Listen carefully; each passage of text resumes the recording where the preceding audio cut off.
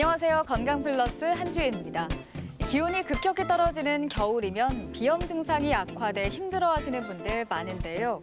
비염이 3개월 이상 지속되면 만성비염이라고 하며 치료하지 않거나 방치할 경우 코 주변 기관으로 염증이 확산돼 심각한 합병증을 유발할 수 있습니다. 건강플러스 오늘 이 시간은 겨울철 코 건강의 적신호, 만성비염에 대해서 자세히 알아봅니다. 비염은 크게 급성비염과 만성비염으로 나뉘는데 급성비염은 감기처럼 일시적이지만 만성비염은 3개월 이상 코막힘, 콧물, 재채기 등의 증상이 계속되는 질환이다. 계절에 상관없이 반복되거나 환경 변화에 따라 악화되는 특징이 있다. 만성비염이란 비강 내 점막에 오래된 염증을 말합니다. 원인으로는 알레르기나 비알레르기성, 즉 온도나 습도 변화 같은 비특이적 자극이 있고요. 증상으로는 콧물, 코막힘, 재채기, 가려움증, 흡이루 같은 증상이 있습니다. 기간은 12주 이상의 증상을 보일 때 만성비염이라고 합니다. 만성비염은 삶의 질을 크게 떨어뜨리는 질환이다. 특히 수면의 질 저하나 집중력 부족, 두통 등의 부작용을 유발할 수 있으며 중이염이나 인후두염과 같은 합병증을 동반할 수 있어 조기 진단과 치료가 매우 중요하다. 오늘 TV 주치에서는 만성비염에 대해 자세히 알아본다. 오늘 도움 말씀 위해 건양대학교 병원 이비인후과 인승민 교수 나오셨습니다. 안녕하세요. 안녕하세요. 네, 오늘의 주제가 만성비염인데요. 먼저 만성비염, 어떤 경우를 의미하는지부터 짚어볼까요? 만성비염은 모든 종류의 비염을 포괄하는 의미입니다. 보통 비강을 덮고 있는 비강 내 점막에 12주 이상의 만성염증일 때를 말하고요. 증상은 콧물, 코막힘, 재채기, 가려움증, 흡이루, 후각 감소 이런 증상이 있을 수 있습니다. 보통 그리고 알레르기 비염과 비알레르기 비염을 모두 포함하는 그런 포괄적인 개념입니다. 비염을 일반적으로 보면 100이라고 봤을 때 43%는 알레르기, 23%는 비알레르기 비염, 나머지 34%는 알레르기랑 비알레르기가 혼합된 혼합형 비염이라고 볼 수 있는데요. 이 만성비염은 이런 알레르기, 비알레르기, 혼합 모두 포함한 그런 포괄적 의미라고 할 수 있습니다. 네, 여러 종류의 비염을 포괄하는 용어라고 해주셨는데요. 그렇다면 만성비염, 분류는 어떻게 할 수 있을까요? 분류는 우선 크게 가장 많은 포션을 차지하고 있는 알레르기 비염이 있고요. 그 알레르기 비염도 한 특정 계절에만 나타나는 게 있고요. 1년 내내 나타나는 통년성이 있습니다. 그다음에 감염성 비염이 있고요. 바이러스나 세균 같은 감염에 의한 것이고요. 한 달 이내는 급성, 3달 이상은 만성으로 분류합니다. 또 기타 여러 가지 수십 종류의 비염의 종류가 있습니다.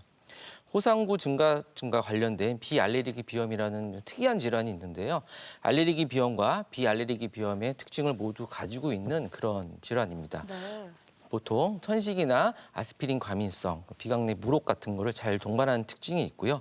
그 다음으로는 직업적으로 금속이나 화학 물질에 노출돼 있을 때 생기는 직업성 비염, 또 임신과 관련된 호르몬성 비염, 그다음에 특정 약물을 복용했을 때 생기는 비염. 예를 들면 고혈압이나 오랄 경구 그런 피임제 이런 약들, 고혈압 약들 이런 것들 들 수 있고요.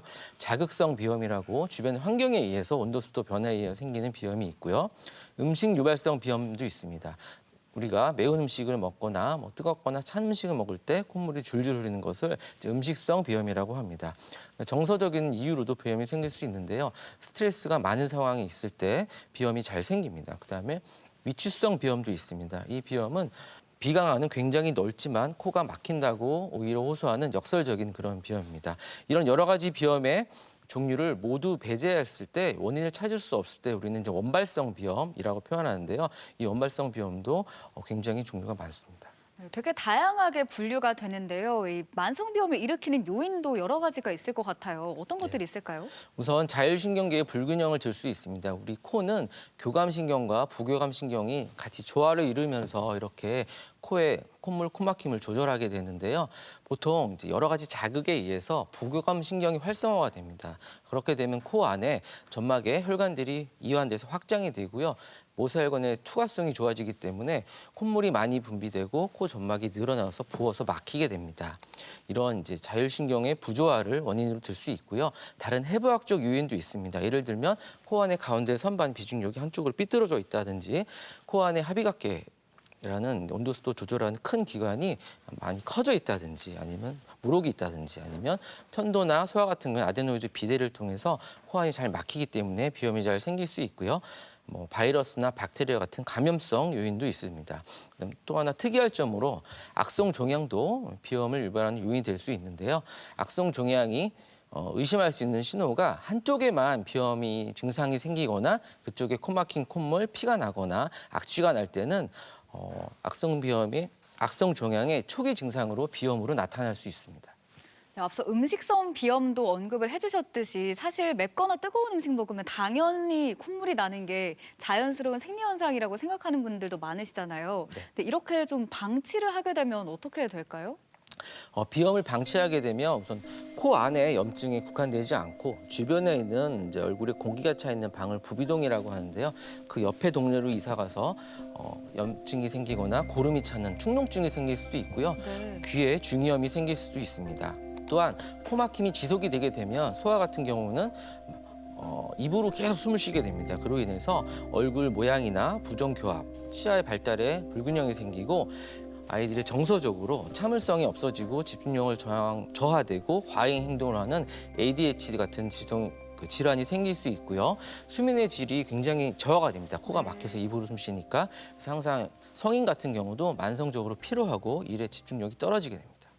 네, 만성비염은 원인도 워낙 다양해서 또 진단이나 치료도 쉽지가 않다고 들었는데요. 이번엔 원인에 따라서 만성비염들 차례로 살펴보도록 하겠습니다. 먼저 특별한 원인을 찾을 수 없는 비염도 있다고요? 네, 이것을 이제 특발성 비염이라고 하는데요. 아까 언급했던 수십 종류의 비염의 종류가 있는데요. 그런 종류의 비염들 하나씩 배제를 해서 도저히 원인을 찾을 수 없을 때 특발성 비염이라고 합니다. 네. 근데 이 특별성 비염이 생각보다 굉장히 많습니다. 즉 원인을 찾을 수 없는 특별한 원인을 찾을 수 없는 경우가 되게 많고요.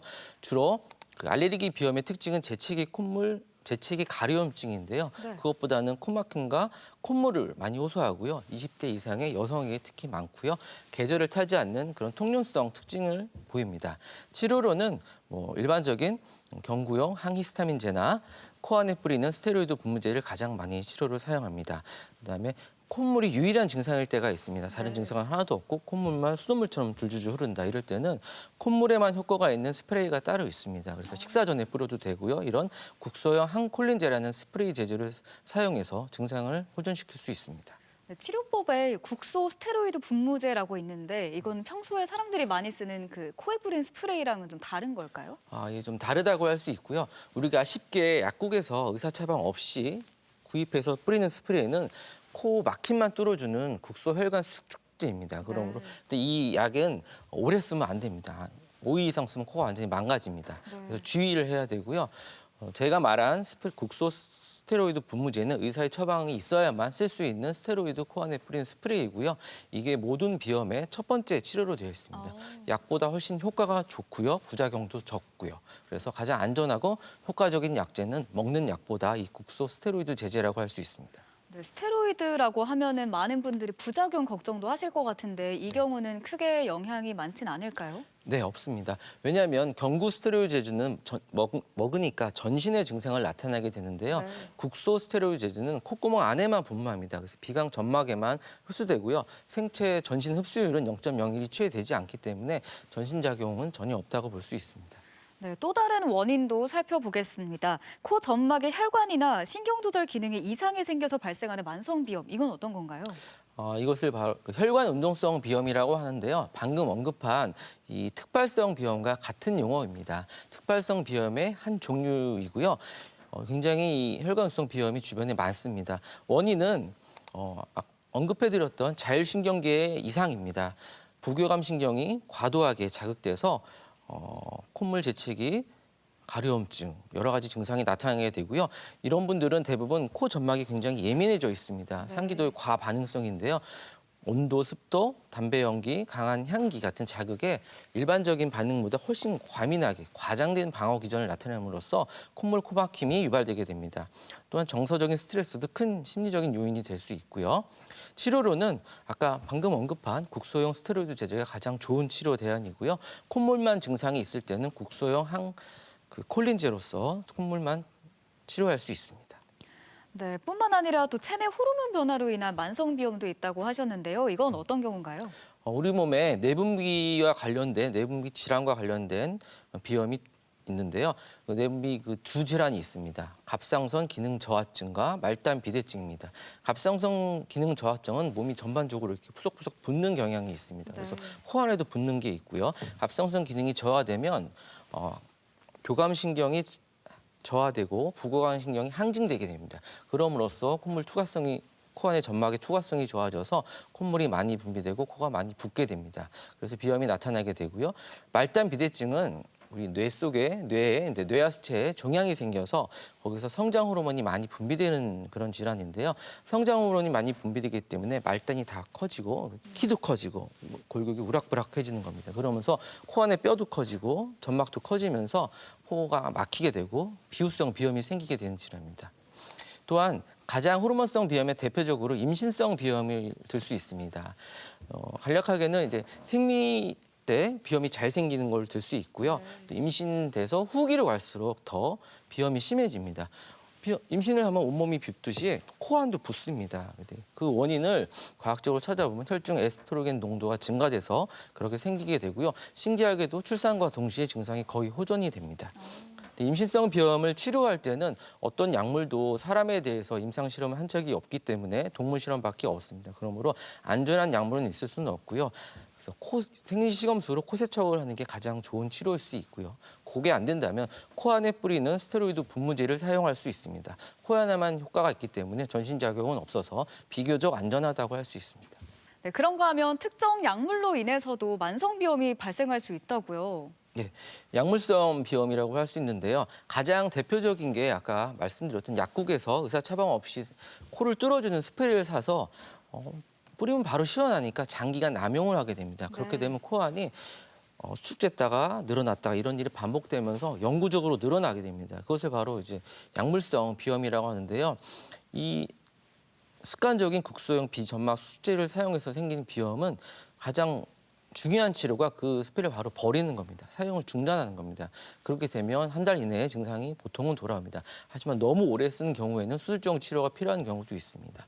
다른 약물성 비염의 종류로는 우리가 흔하게 먹는 고혈압 약이나 아스피린이나 엔세이즈라고 하는 비스테로이드성 항염증제가 비염을 잘 유발할 수 있고요. 경구용 표현제도 비염을 잘 유발할 수 있습니다. 네, 그런가 하면 노화로 인해서도 만성 비염이 올 수 있다고요? 예, 노화에 따르는 조직의 전반적인 위축으로 비염이 생길 수 있습니다. 이걸 노인성 비염이라고 하는데요. 나이가 들면 청력이 떨어지시지 노인성 비염 때 후각신경 감소로 후각이 떨어지게 되고요. 코 안에 전반적으로 점막이 위축되고 샘도 위치기 때문에 콧물이 잘 분비가 안 돼서 건조합니다. 하지만 특정한 자극, 뜨거운 거 먹거나 찬 공기가 들어올 때 콧물이 막 수돗물처럼 떨어지는 그런 수용성 비료 증상도 일시적으로 생길 수 있습니다. 그러면 건조함과 콧물이 막 떨어지는 그런 콧물이 많이 생긴 그런 증상이 공존하는 그런 질환입니다. 네, 코 내부 구조의 문제로도 만성 비염이 생길 수 있나요? 네, 이런 종류의 비염이 이제 위축성 비염이라는 비염이 있습니다. 되게 특이한 비염인데요. 빈코 증후군이라고도 하고요. 하도 악취가 심해서 취비증이라고도 합니다. 네. 보통 원발성과 이차성으로 나뉘는데요. 원발성은 클레브시엘라 오제나라는 그런 세균에 의해서 발생한다는 그런 설이 있고요. 이차성은 비염 수술을 하고 생기는 건데요. 비염 수술을 할 때 합의각계를 과도하게 이렇게 절제를 하게 되면 합의각계가 위축되게 돼서 코 안이 엄청 뻥 뚫리게 넓게 됩니다. 합의각계 기능을 못하기 때문에 코 안에 점차적으로 진행성 위축이 되고요. 건조해지면서 코딱지가 아주 거대하게 생기면서 악취가 심하게 됩니다. 이것을 바로 빈코 증후군, 취비증 이렇게 말을 하고요. 치료가 굉장히 어렵습니다. 솔직히 치료하는 방법이 없는 실정이고요. 너무 심할 때는 이 코 안이 너무 이렇게 뻥 뚫려 있기 때문에 없어진 합의각계를 재건해주는 수술을 합니다. 본인의 갈비뼈나 비중격뼈나 아니면 실리콘이나 고어텍스 같은 인공 구조물을 넣어서 합의각계를 인공적으로 만들어주기도 합니다. 하지만 이걸로도 부족하기 때문에 치료가 아예 코를 폐쇄하는 치료도 있습니다. 코를 환자들이 항상 병원에 올 때 콧구멍을 솜으로 막고 병원에 옵니다. 그러면 위축성 비염을 의심할 수 있습니다. 그럼 이렇게 재건하는 수술 같은 걸 하게 되면 그 이후에는 비염 증상이 많이 약화되긴 하나요? 그렇지는 않고요. 일시적인 임시 방편이라고 생각이 됩니다. 위축성 비염은 아직 완치 않은 그런 치료법이 없는 실정입니다. 대전 MBC 건강 플러스 오늘은 만성 비염에 대해서 알아보고 있는데요. 이번엔 직접 병원에 찾아가서 환자들을 만나보고 만성 비염에 대해 자세히 살펴보겠습니다. 화면으로 만나보시죠. 만성 비염은 단순히 코만 불편한 질환이 아니다. 비염이 만성화되면 치료 기간이 길어지고 얼굴 변형이나 집중력 저하 등의 문제를 일으키기도 한다. 입으로 숨을 쉬기 때문에 기관지가 손상될 수 있으며 콧물이 목 뒤로 넘어가면 폐로 이물질이 계속 들어가면서 기침을 유발할 뿐만 아니라 면역력이 약한 경우 천식으로 이어질 수 있어 적극적으로 치료해야 한다. 네, 어디 불편해서 오셨어요? 비염 때문에 이제 코도 막히고 이제 콧물도 나고 이제 머리도 아파서 병원에 오게 됐습니다. 그럼 그동안 어떻게 치료를 하셨나요? 약국에서 비염약도 타서 먹어보고 의원에서 스프레이도 이제 타서 뿌려봤는데 효과가 그때뿐이었고 증상이 계속되더라고요. 네, 증상이 오래됐다고 하셨는데 어느 정도 기간이 됐나요? 한 몇 년 동안 지속되었던 것 같아요. 또 다른 불편한 증상이 있으신가요? 뭐 일을 할 때 이제 숨이 막히다 보니까 능률이 좀 떨어지는 것 같고요. 쉽게 피로하고 또 이제 밤에 이제 입으로 숨을 쉬다 보니까 이제 아침에 입이 자꾸 마르는 그런 증상들이 있습니다. 만성 비염은 다양한 원인으로 발생한다. 알레르기나 세균 감염, 자율신경계 이상, 호르몬 변화, 약물 등이 복합적으로 작용해 코 점막에 만성적인 염증을 유발한다. 특히 감염성 비염은 급성 비염이 제대로 치료되지 않거나 부비동염, 편도염 등이 지속될 때 발생한다. 이 환자분은 오래된 콧물 코막힘 증상을 내원하신 분이고요. 여러 가지 검사상 알레르기 검사에선 모두 음성이 나오셨고요. 다른 원인이 다 배제돼서 특발성 비염, 즉 혈관 운동성 비염으로 진단되었습니다. 그래서 치료로는 우선 코 세척을 좀 시켰고요. 그 다음으로 비강내 스테로이드 분무제와 항히스타민제 그리고 비강내 수축을 유도하는 경구 약물을 처방하였습니다. 만성 비염이 의심되면 코 내시경 검사를 통해 비염의 심한 정도나 코 안의 염증, 부종, 물혹 등을 직접 확인한다. 알레르기 원인 물질을 찾기 위해 피부 반응 검사를 시행할 수 있으며 축농증이나 비중격 만곡증 등 다른 동반 질환 여부를 확인하기 위해 방사선 검사를 추가로 시행할 수 있다. 또한 비강 통기도 검사 등으로 코막힘 정도를 객관적으로 평가할 수 있다. 어디 불편해서 오셨어요? 제가 오래전부터 알레르기 비염을 앓고 있는데요. 약을 주시는 거를 먹으면 일할 때도 그렇고 운전할 때도 그렇고 너무 졸려가지고 혹시 좀 다른 방법이 있지 않을까 싶어서 왔습니다. 예, 혹시 그러면 다른 치료는 좀 시도해 보신 게 있나요? 뿌려서 코에 뿌리는 세척도 그렇고 스프레이도 그렇고 좀 다양하게 해봤는데요. 이게 계속 까먹게 되고 그렇게 되면서 효과가 잘 없는 것 같습니다. 고생을 오래 하신 것 같은데 혹시 다른 뭐 수술이나 시술 같은 치료를 받으신 적이 있나요? 어렸을 때 정확하게 뭔지는 모르겠지만 비염 수술을 받은 적은 있는데요. 그게 효과가 그렇게 오래 가진 않았던 것 같습니다. 비염의 주요 증상은 콧물, 코막힘, 기침, 재채기 등이다. 코막힘은 주로 좌우 교대로 나타나지만 심한 경우 양쪽 코가 모두 막혀 구강호흡을 하게 되는데 환자들은 약물 치료의 번거로움이나 수술에 대한 부담감 등으로 인해 참고 지내는 경우가 많이 있다. 이 환자분은 오래된 콧물, 코막힘, 재채기, 가려움증 주소로 내원하셨고요. 알레르기 비염으로 피부 반응 검사상 진단되었습니다. 환자분이 약물에 특히 예민하셔서 약물만 먹으면 졸린 현상이 발생해서 일상생활에 큰 지장이 있었습니다. 그래서 콧물을 분비하는 후비신경을 냉동시킴으로써 그 증상을 효과적으로 조절할 수 있는 이 냉동 치료로 콧물, 코막힘 증상을 개선할 치료를 계획하고 있습니다. 만성 비염은 원인에 따라 회피요법, 약물요법, 수술 등 다양한 방법으로 치료할 수 있다. 최근에는 콧물을 분비하는 후비신경을 얼려 신경 반응을 약화시키고 콧물이나 후비류의 증상을 완화하는 냉동 치료가 많이 쓰이고 있다. 기존 치료에 비해 통증이나 출혈이 적고 회복이 빠르다는 장점이 있으며 시술 후 당일 퇴원이 가능하고 필요시 재시술도 할 수 있다. 만성 비염이 오래되면 대표적 증상인 코막힘 때문에 코로 숨을 못 쉬는 구강호흡이 발생하게 됩니다. 그로 인해서 수면의 질이 저하되고 낮에 졸리고 일의 능률이 떨어지게 되고 삶의 질이 저하됩니다. 또한 2차적으로 중이염이나 축농증 같은 질환이 잘 발생할 수 있고요.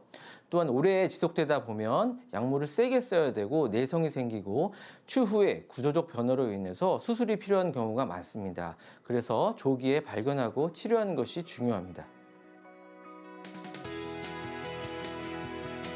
만성 비염은 꾸준한 관리와 치료가 중요한 질환이다. 증상이 있다면 정확한 원인을 파악하고 적극적으로 치료를 받아야 한다. 환절기에는 외출 후 손 씻기, 마스크 착용 등 기본적인 위생 관리도 중요하다. 이와 함께 일상 속 스트레스나 음주, 흡연 등에 주의하며 면역력 관리에도 힘써야 한다. 병원에 찾아가서 환자들을 만나보고 만성비염에 대해서 살펴봤습니다. 계속해서 진단법에 대해서 알아보겠습니다. 만성비염의 진단 어떻게 할 수 있을까요? 예, 우선 환자에게 이제 병력을 물어봐서 청취를 하고요. 증상을 평가하게 됩니다.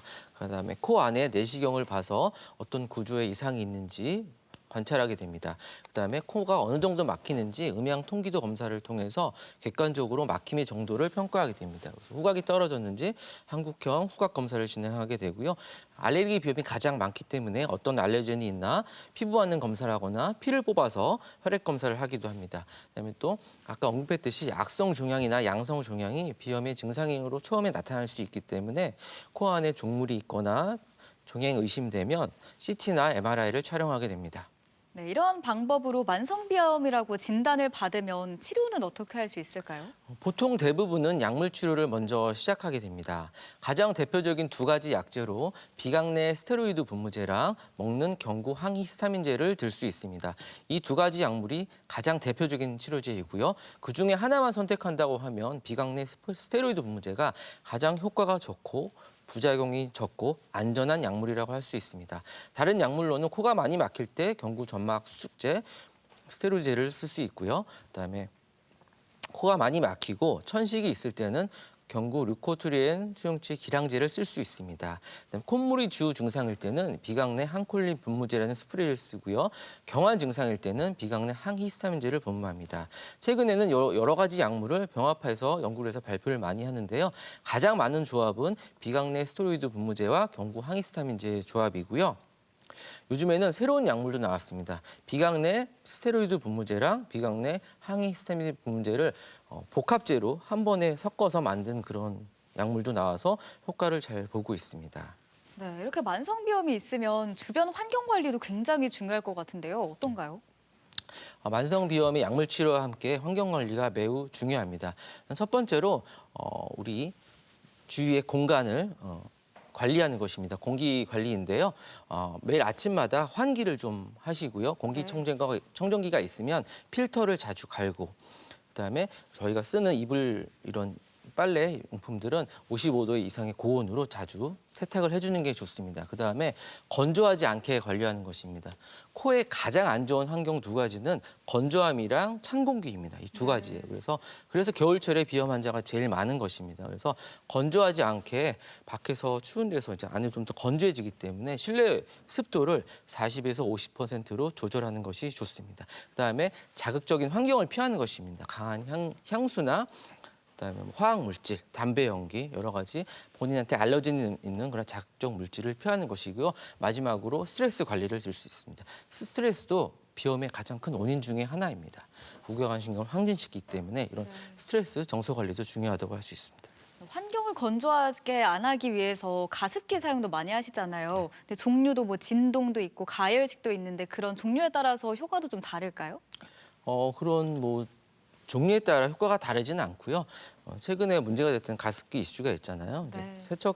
세척하는 그 용액을 조심해서 사용하고 자주 이제 뜨거운 물로 잘 세척하시고 사용하셔서 습도를 4에서 50%로 맞추는 것이 중요합니다. 네, 앞서 치료법으로 굉장히 다양한 약물을 소개해 주셨는데요. 이러한 약물로도 효과가 없으면 수술을 해야 할까요? 만성 비염이 있을 때 매일 약 먹고 뿌리기가 귀찮기 때문에 3개월 이상 치료해도 효과가 없으면 수술로 넘어가게 됩니다. 이제 수술도 이제 두 가지가 있는데요. 코막힘을 해결하는 비강 통기도 개선술과 콧물만 해결하는 콧물을 주로 해서는 그런 수술법이 있습니다. 과거에는 이제 합의각계 안에 스테로이드를 주사하는 치료가 있었어요. 하지만 부작용이 있을 수 있어서 요즘 잘 안 하고요. 네. 또 20, 30년 전에는 합의각계 레이저로 수작도 했고요. 이와 같이 지금도 많이 하는 수술입니다. 코 안에 합의각계 점막에 절개를 긋고요. 절개를 그어서 점막을 들고 뼈를 일부 잘라줍니다. 그다음 점막으로 다시 덮어주는 이런 합의각계 점막하 절제술을 많이 시행합니다. 근데 이 수술을 과도하게 하면 아까 말한 그런 위축성 비염이 올 수 있기 때문에 주의해야 합니다. 요즘에 가장 많이 하는 이제 비염 수술은 이 두 가지입니다. 합의각계 고주파 축소술과 흡입 미세 절삭기 수술입니다. 이 합의각계 고주파 축소술은 이렇게 바늘 모양으로 생긴 이런 얇은 푸르브를 합의각계에 꽂습니다. 네. 그래서 고주파를 발생시키면 50에서 80도 되는 열로 염증이 생기는 그 점막을 가열해서 축소를 시켜서 비염을 치료하는 것이고요. 흡입 미세 절삭기 수술은 이 수술의 단점을 보완하는 것인데요. 이 합의각계에 포켓을 만들어서 구멍을 뚫어서 기구를 밀어 넣습니다. 그래서 흡입 절삭기를 작동시키면 염증이 있는 점막들을 긁어내서 빨아들입니다. 그러면서 부피가 쑥 줄어들어서 비염이 호전되는 효과가 있습니다. 이 두 가지 수술을 가장 많이 하고요. 요즘에 이제 콧물만이 되게 불편한 증상일 때 코막힘도 있지만 근데 과거에는 이 비디안 신경 절제술이라는 수술을 많이 했어요. 네. 이 수술은 근데 굉장히 어렵고요. 전신 마취를 해야 됩니다. 그렇고 비용도 좀 들고요. 그래서 굉장히 침습적인 수술입니다. 코 안에 들어가서 이제 저평동이라는 동굴 안에 바닥에 비디안 신경이라는 것을 직접 절단하거나 열을 가해서 파괴하는 수술입니다. 이 수술이 효과는 있지만 심각한 부작용이 있는데요. 눈물샘에 해당하는 그런 신경들도 파괴하기 때문에 안구 건조증이 많이 발생합니다. 그래서 요즘은 거의 시행하지 않고요. 새로운 치료로 콧물을 분비하는 후비신경만 선택적으로 냉동을 시켜서 얼려서 콧물을 분비하지 않게 하는 수술이 요즘 최근 도입이 됐는데요. 이걸 후비신경 냉동치료라고 합니다. 네, 조금 전 언급을 해주셨지만 실제로 비염 환자들이 수술이 부담스러울 경우에 이 냉동 치료가 지금 새롭게 주목을 받고 있다고 하는데요. 교수님께서도 충청 지역 대학병원에서 처음으로 냉동 치료에 성공을 하셨다고 들었습니다. 냉동 치료 어떤 치료인가요? 예, 이 냉동 치료는 과거의 비디안 절제술에 이제 안구 건조증이 발생하는 그런 부작용을 줄인 그런 새로운 치료법이라고 할 수 있습니다. 이 그림에서 보시면 콧물이 여기 이렇게 후비신경이라는 합의각계 중비각계 뒤쪽에 후비신경에서 이런 신경 분지가 나와서 콧물을 분비하게 됩니다. 네. 그래서 이 후비신경을 선택적으로 얼려서 마비시킴으로써 콧물을 분비하지 않게 하는 그런 시술법입니다. 최근 올해 2025년 2월 달에 보건복지부에서 신의료 기술로 안정성과 유효성을 인정되어서 최근에 도입돼서 몇 달 전부터 시작되어서 많이 시술이 되고 있습니다. 네, 만성비염 냉동 치료 어떤 분들이 하면 좋나요? 적절한 약물 치료, 즉 3개월 이상 약물 치료에도 효과가 별로 없거나 약을 먹거나 스프레이 뿌리는 게 너무 귀찮아서 아니면 바빠서 할 수 없는 분들이 우선 대상이 되고요. 알레르기 비염, 비알레르기 비염 모두 해당이 됩니다. 그리고 특히 코막힘보다 콧물이 중상일 때 효과가 굉장히 좋은 것으로 알려져 있습니다. 네. 다른 비염 수술은 전신 마취나 이제 침습적인 시술이기 때문에 전신 마취가 필요할 수 있지만 이 수술은 코만 마취하고 부분 마취로 시술할 수 있고요. 15에서 20분이면 한쪽에 5분 정도로 간단한 시술이기 때문에 입원할 필요도 없고 간단하게 시술할 수 있습니다. 즉 위험성은 적고 효과적이고 빠르고 안전한 시술을 원할 때 이 시술을 권해드립니다. 그러면 큰 제약 없이 원하는 분들은 다 냉동 치료를 할 수 있는 건가요? 알레르기 비염, 비알레르기 비염 모두 할 수 있지만 코막힘보다 콧물이 더 증상이 더 심할 때 그리고 약물 치료할 때 졸린 분들이 있어요. 네. 아무리 좋은 항히스타민제 3세대를 써도 사람의 체질에 따라서 낮에 졸리거나 운전할 때 졸릴 수가 있고 집중력이 떨어질 수 있습니다. 그래서 약물 복용이 힘든 분들이 가끔 있는데요. 이런 분들은 냉동 치료가 좋은 치료 대안이 될 수 있습니다. 네, 그렇다면 구체적인 시술 방법에 대해서도 한번 알아볼까요? 네, 여기 이제 그림에서 보시면요, 이 중비각계라는 코 안에 온도도 조절하는 그런 기관이 있는데요. 이 중비각과가 후방에 비강 측면에 붙는 부위가 있습니다. 이 부위에 이 냉동치료 기구는 이와 같이 총처럼 생겼습니다. 방아쇠가 있고요.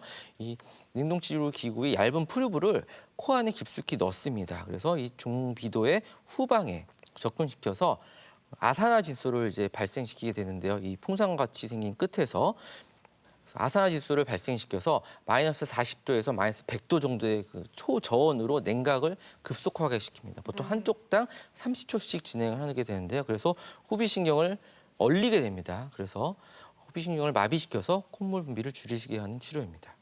네, 냉동치료 수술법에 대해서 알려주셨는데요. 동영상으로도 준비를 해주셨다고 합니다. 한번 같이 볼까요?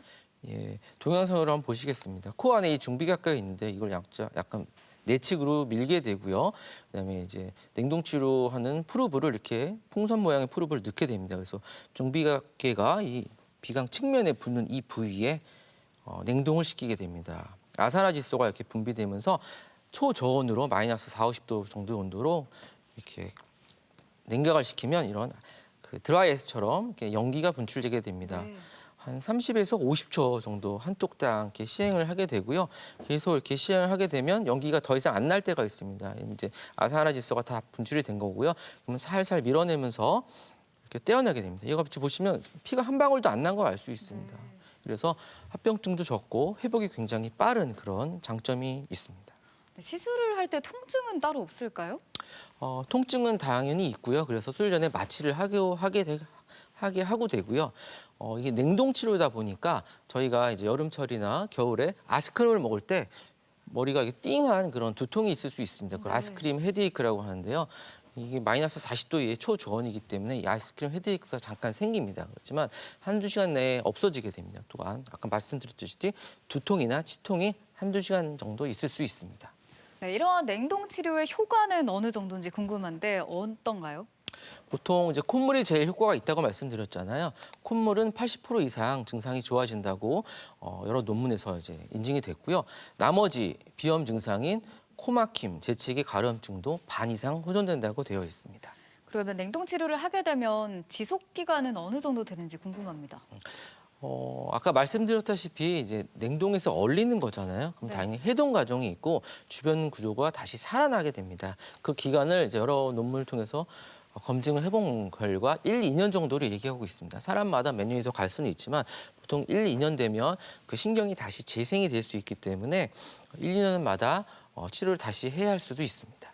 네, 1, 2년 주기로 하게 되면 이렇게 여러 번 하는 거에 대한 부담이나 안 좋은 부분은 없을까요?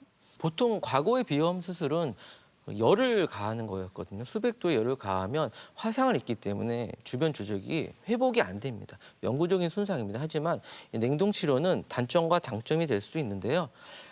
초저온으로 냉동하면 며칠 지나고 하면 다시 회복이 서서히 되기 때문에 영구적인 손상이 있을 수가 없습니다. 그래서 안전한 대신에 효과가 그렇게 오래가지 않는다는 그런 네. 단점은 있습니다. 네, 그러면 냉동치료 이후에 주의해야 할 점도 있을까요? 주의할 점은 우선 통증이 몇 시간 있을 수 있기 때문에 미리 좀 알고 계셔야 되고요. 그 이제 아이스크림 먹을 때 잠깐 생기는 그 두통, 아이스크림 헤드에이크가 잠깐 있을 수 있고요. 수술 후에 약간 경미한 통증, 이빨이 잠깐 저릴 수 있습니다. 하지만 약을 드리고 하기 때문에 금방 한두 시간 내에 해결이 되고요. 그다음에 수술 이후에 따뜻한 물로 코 세척을 하거나 커피나 차 같은 뜨거운 음료를 이렇게 드시고 뜨거운 증기를 흡입하면 금방 해동이 되기 때문에 상기 언급한 증상들은 금방 해결이 됩니다. 네, 그럼 냉동치료의 장점과 단점도 소개해 주시죠. 장점은 굉장히 많은데요. 우선 이제 해동이 되는 그래서 주변 신경이 영구적인 손상을 주지 않기 때문에 안전하다는 장점이 있습니다. 피도 안 나고 부작용이 적고요. 미국에서는 2017년부터 FDA 승인을 받아서 시행을 하고 있고요. 한국은 올해 2025년에 승인이 돼서 이제 조금씩 시작하고 있습니다. 보건복지부에서 신의료기술로 안전성을 이미 확립을 했고요. 가장 좋은 장점으로는 전신 마취가 아니고 코반 마취해서 간단히 외래에서 시술할 수 있고요. 시술 시간도 한쪽당 5분에서 10분으로 1, 20분이면 시행할 수 있습니다. 회복이 빠르고요. 수술 이후에 약물이나 스프레이를 뿌릴 필요성이 없는 그런 장점이 있습니다. 유일한 단점이라고는 지속 시간인데요. 1, 2년 정도 효과가 지속되는 단점이 있습니다. 네, 이제 마지막으로 만성비염을 예방할 수 있는 방법 어떤 게 있는지 궁금한데요. 예방법 어떤 게 있을까요? 당연한 얘기지만 상기도 감염 예방법과 비슷하게 청결한 생활 습관을 유지하는 것입니다. 외출 후에 반드시 손을 씻고 입을 이제 양치하거나 가글을 하고 코를 세척하는 것이 좋습니다. 코 세척을 저는 많이 환자들한테 충농증이나 비염 예방법으로 감기 예방법으로 강조를 하는데요.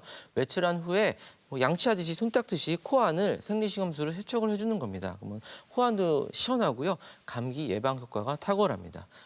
그다음에 가습기를 이용해서 집안을 건조하지 않게 한다든지, 그다음에 자주 환기를 시켜준다든지 이런 그런 일반적인 그런 생활 습관 유지를 들 수 있습니다. 네, 코 세척이라고 해주셔서 생각난 건데 소금물로 코 세척하시는 분들도 있으시잖아요. 네. 이거 괜찮은 방법인가요? 제대로 하면 올바른 방법인데요. 제가 예를 들면 정수된 물이나 수돗물을 끓여서 좀 식힌 다음에 물 1리터에 9g의 소금을 넣어서 0.9% 소금물을 만들어서 해야 올바른 식염수 소금 코 세척법이고요. 그게 귀찮으시다면 생리식염수를 사서 0.9% 소금물을 세척하시면 됩니다. 대전 MBC 건강플러스 오늘은 만성비염에 대해 알아보고 있는데요. 계속해서 이와 관련한 오해와 진실을 OX 퀴즈로 풀어보겠습니다. 첫 번째 OX 퀴즈입니다. 코감기가 오래되면 만성비염이 된다. O일까요, X일까요? 코감기가 오래된다고 만성비염으로 되지는 않습니다. 하지만 특정 상황에서는 그렇게 될 수 있는데요. 비강 내 비중경 망곡증이나 물혹이 있다든지 이런 특수한 알레르기가 심하다든지 이런 특수한 환경에서는 코감기가 만성비염으로 이행될 수는 있습니다.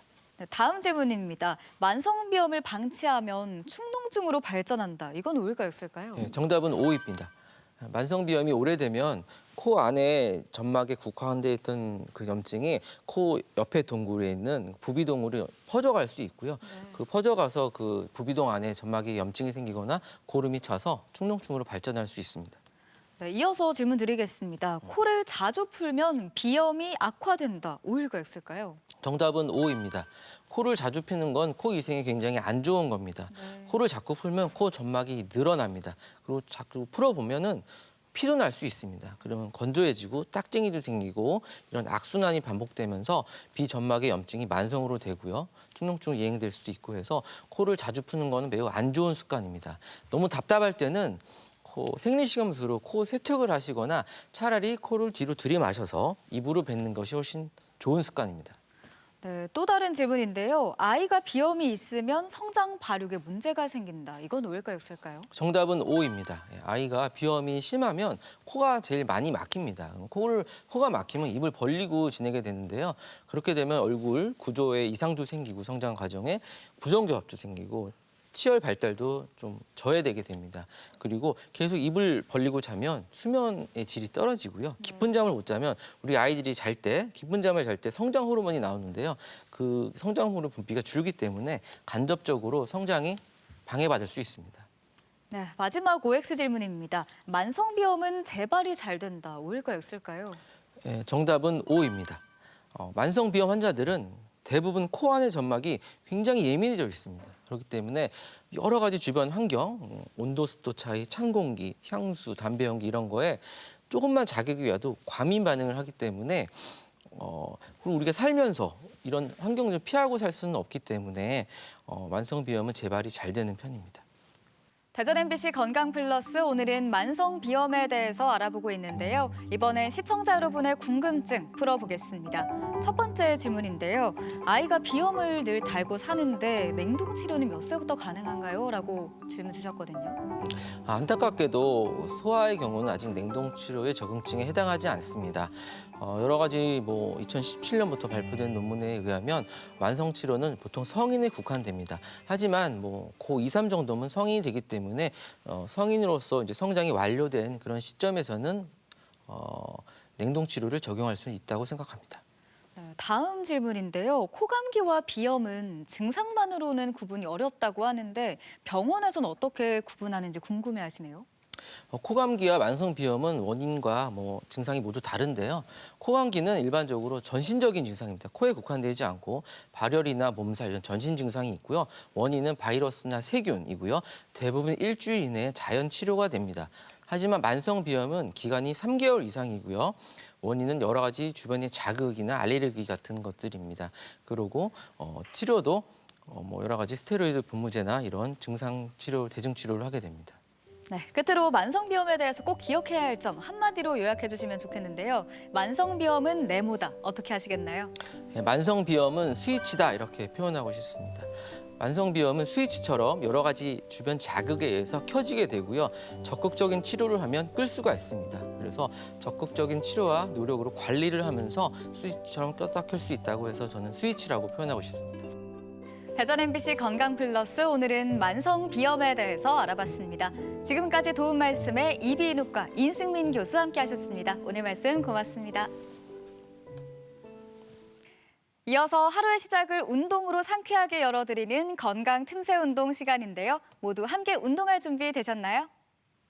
안녕하세요. 대전과학기술대학교 스포츠건강관리학과 유정빈입니다. 오늘은 저와 함께 밴드를 이용한 하체 스트레칭을 실시해 보도록 하겠습니다. 우리 하체 관절은 고관절, 무릎 관절, 발목 관절, 크게 3가지 관절로 이루어져 있는데요. 이 각가지 관절들이 다 유연해야 걷거나 계단을 오르거나 달릴 때 부상 없이 실시를 할 수 있습니다. 오늘 저와 함께 하체 스트레칭을 실시해 보도록 하겠습니다. 첫 번째 하체 스트레칭은 햄스트링 스트레칭입니다. 우리가 햄스트링 근육은 허벅지 뒤쪽에 있는 근육인데요. 이 근육이 짧아지면 짧아질수록 요통의 주범이 된다고 합니다. 그래서 이 스트레칭을 통해서 햄스트링 길이가 늘어나면 요통을 예방하는 데도 매우 효과적입니다. 동작을 통해서 보여드리도록 하겠습니다. 밴드를 잡고 눕기 직전에 한쪽 다리에 밴드를 걸어줍니다. 이 상태에서 밴드는 양손으로 끝을 잡아주시면 됩니다. 천천히 하늘을 보고 누우신 상태에서 최대한 올릴 때 밴드의 이 장력을 통해서 올리실 수 있을 만큼 올렸다가 천천히 내려주셨다가 다시 밴드의 힘을 이용해서 쭉 최대한 올리실 수 있을 만큼 올려주시고 다시 내려주시고. 햄스트링 스트레칭 할 때 주의할 사항은 들어 올리는 쪽 다리가 아니라 반대쪽 다리도 움직여서는 안 됩니다.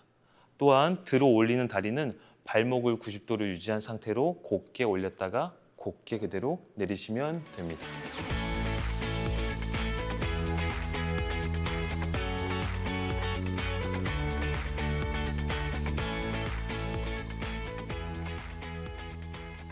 두 번째 스트레칭은 밴드 내전근 스트레칭입니다.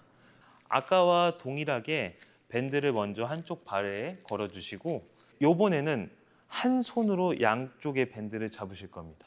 걸어놓은 다리에 동일한 손으로 잡아주시면 됩니다.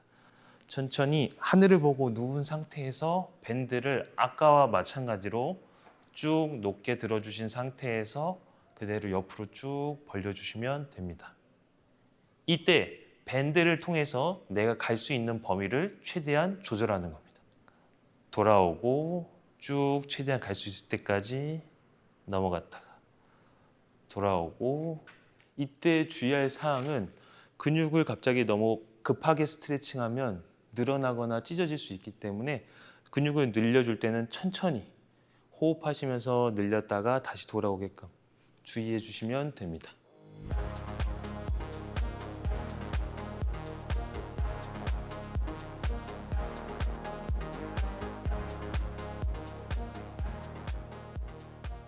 세 번째 스트레칭은 밴드 둥근 스트레칭입니다. 이번에는 같은 쪽 손으로 잡는 것이 아닌 반대 손으로 잡아주시면 됩니다. 왼쪽 다리에 걸렸으면 오른쪽 손으로 양쪽 밴드를 잡아주시면 됩니다. 천천히 하늘을 보고 누우신 상태에서 햄스트링 스트레칭과 동일하게 다리를 먼저 천장 쪽으로 들어주시면 됩니다. 이 상태에서 반대쪽으로 쭉 넘겨주실 건데 발이 지면에 닿을 때까지 넘겨주실 겁니다. 돌아왔다가 다시. 이때 주의하실 사항은 다리 높이가 너무 낮은 상태에서 넘기시면 스트레칭의 효과가 떨어질 수 있으니 다리를 최대한 높게 올린 상태에서 넘겨주시는 것이 중요합니다.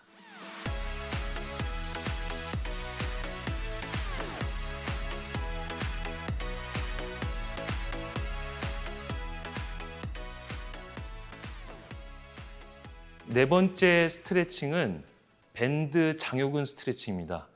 장요근은 고관절 앞쪽을 지나가는 근육인데요. 우리가 걷거나 달리기 할 때 필수적으로 쓰이는 근육입니다. 또한 장시간 앉아 있을 때 장요근 머슬이 짧아질 수가 있는데요. 그 짧아진 장요근은 요통의 주범이 됩니다. 그래서 이 스트레칭을 통해서 장요근 길이가 길어진다면 요통 예방에도 효과적일 것입니다. 동작을 통해서 보여드리도록 하겠습니다. 밴드를 바닥에 한쪽에 깔아주신 상태에서 무릎 위치가 굉장히 중요합니다. 한쪽 무릎을 밴드 위에 깔고 올라갈 겁니다. 오른쪽 무릎을 깔고 올라가도록 하겠습니다. 반대쪽 무릎은 90도로 세우실 겁니다. 오른쪽 손은 반대쪽에 있는 밴드를 쭉 잡아줄 겁니다. 짱짱하게 텐션이 가해질 정도의 부하를 잡아주시면 되시고 먼저 고관절 앞쪽으로 쭉 빼주실 겁니다. 오른쪽에 밴드 잡고 있는 팔을 반대쪽으로 쭉 넘겨주실 겁니다. 이렇게 끝범위까지 넘어간 상태에서 15초 동안 버텨주실 겁니다. 이때 주의할 사항은 상체가 앞으로 구부려진 상태에서 넘기시면 스트레칭의 효과가 떨어집니다. 상체를 곧게 세워놓은 상태에서 반대쪽으로 쭉 넘겨주시는 것이 중요합니다.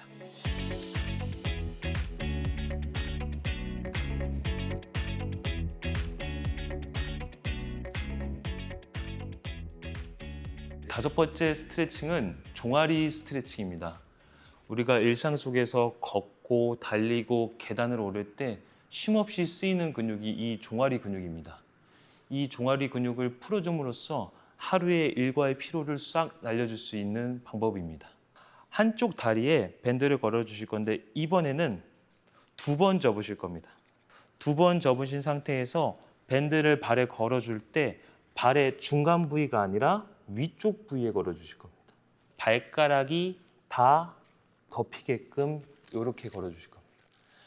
양손으로 밴드를 쭉 당겨주신 상태에서 발목이 뒤로 젖혀지게끔 쭉 당겨주시면 종아리 뒤쪽 부위가 스트레칭되는 느낌이 강하게 나실 겁니다. 이 상태로 15초 동안 버텨주시면 됩니다.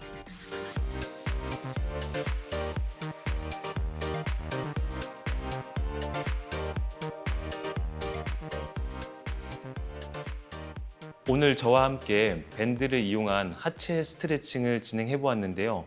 어떠셨을까요? 시원하셨을까요? 집에서 누구나 손쉽게 사용할 수 있는 이 밴드를 통해서 우리 하체 근육들을 풀어주시면 일상생활 속에서 삶을 영위하는 데 더 행복하고 풍부하게 살아가실 수 있을 것 같습니다. 다음 시간에도 더욱 유익하고 좋은 운동으로 찾아뵙도록 하겠습니다. 안녕! 건강플러스 오늘 저희가 준비한 소식은 여기까지입니다. 이번 한 주도 건강한 한 주 보내시고요. 저희는 다음 이 시간에 다시 찾아뵙겠습니다. 함께해 주신 여러분 고맙습니다.